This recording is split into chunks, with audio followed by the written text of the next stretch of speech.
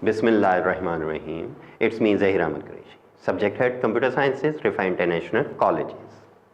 अस्सलाम वालेकुम बच्चों, आज हमारा टॉपिक है लूप स्ट्रक्चर से रिलेटेड। हम इस टॉपिक के अंदर इसकी डिफरेंट टाइप्स को डिस्कस करेंगे, इसके डिफरेंट पार्ट्स को डिस्कस करेंगे। ठीक है, इसके साथ साथ अगर हम इस चैप्टर या इस टॉपिक की इम्पोर्टेंस की बात करें तो ये बोर्ड के पॉइंट ऑफ व्यू से बहुत इम्पॉर्टेंट टॉपिक है। अगर पंजाब बोर्ड्स है तो 15% और अबव बोर्ड के पेपर में ये टॉपिक शामिल होता है, और इसी तरह federal board and KPK board के अंदर भी 15 to 20% ये टॉपिक इसमें शामिल रहता है। इसके साथ साथ अगर इसके लर्निंग आउटकम्स और स्टूडेंट लर्निंग आउटकम्स की बात करते हैं तो उसके अंदर हमारे पास ये एक एप्लीकेशन लेवल का टॉपिक है। इसके ज़रिए बहुत सारे प्रोग्रामिंग कंसेप्ट सॉल्व किए जा रहे होते हैं।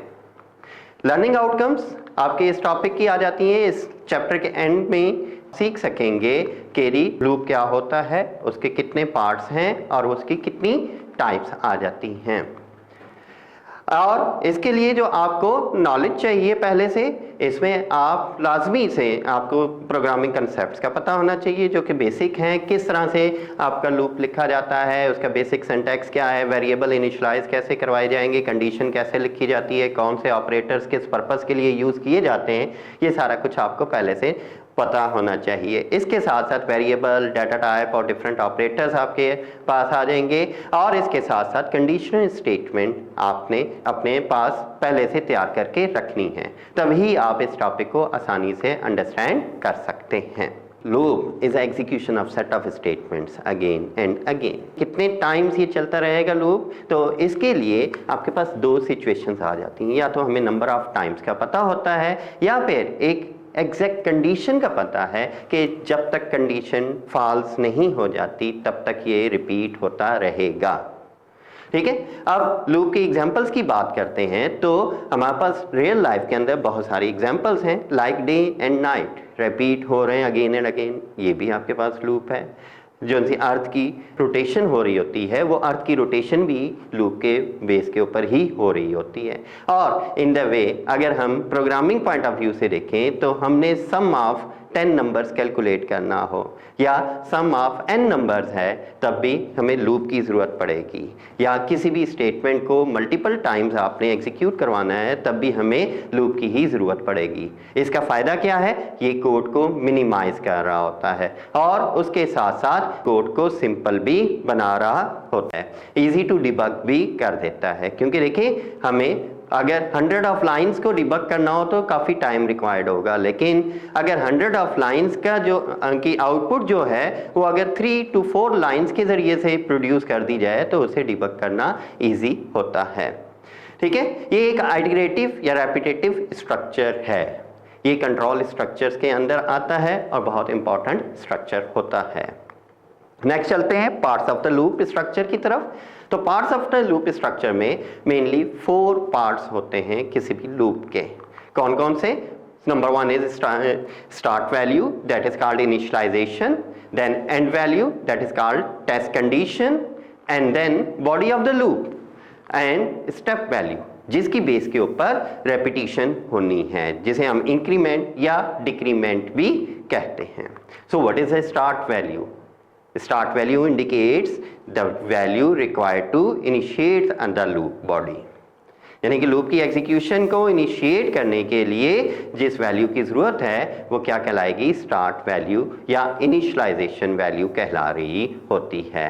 ठीक है, it is executed only once in the execution cycle. ठीक है, ये लूप के अंदर सिर्फ एक ही दफ़ा एग्जीक्यूट होगी इन द स्टार्ट और inside the body of the loop. Then end value, जिसे हम टर्मिनेटिंग वैल्यू या टेस्ट कंडीशन भी कहते हैं, ये क्या कहती है? ये रिक्वायर्ड होती है to terminate the loop, and ये हमारे पास रिलेशनल या लॉजिकल एक्सप्रेशंस के जरिए से वैल्यू डिफाइन की जा रही होती है। और ये सिंगल न्यूमेरिकल वैल्यू या करैक्टर वैल्यू भी हो सकती है, और अगर ये न्यूमेरिक और करैक्टर वैल्यू हो जिसके बेस के ऊपर लूप की टर्मिनेशन को एंड किया जा रहा हो तो उसे सेंटिनल वैल्यू भी कहते हैं। आते हैं then body of the loop. ये सेट ऑफ स्टेटमेंट्स पर मुश्तमिल होती है जहां पर एक्चुअल वर्किंग परफॉर्म होनी है, जिन स्टेटमेंट से रिपीट होना है, वो चीज़ किस में आएगी, बॉडी ऑफ द लूप में आ रही होगी। अगर ये सिंगल स्टेटमेंट होगी तो हमें डिलिमिटर्स के इस्तेमाल करने की ज़रूरत नहीं है, ये ऑप्शनल होते हैं। और अगर एक से ज़्यादा स्टेटमेंट्स पर मुश्तमिल होगी body of the loop, then हम डेलिमिटर्स के अंदर इनक्लोज करेंगे। आपको स्क्रीन के ऊपर नजर आ रहा है कि डेलिमिटर्स हैं, देन सेट ऑफ स्टेटमेंट्स हैं।